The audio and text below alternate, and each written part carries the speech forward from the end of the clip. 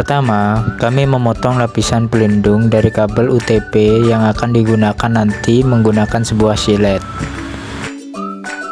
Setelah itu, kami memisahkan kabelnya sesuai dari jenis kabel, yaitu straight dan cross.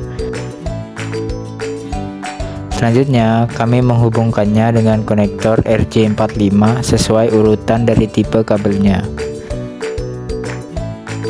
Setelah terpasang, dilanjut dengan mengkrimping konektornya menggunakan tang krimping. Begitu pula di ujung satunya, kami krimping sampai terpasang dengan kuat. Selanjutnya, kami menggunakan tester untuk mengetahui apakah kabel sudah terhubung dengan benar atau tidak.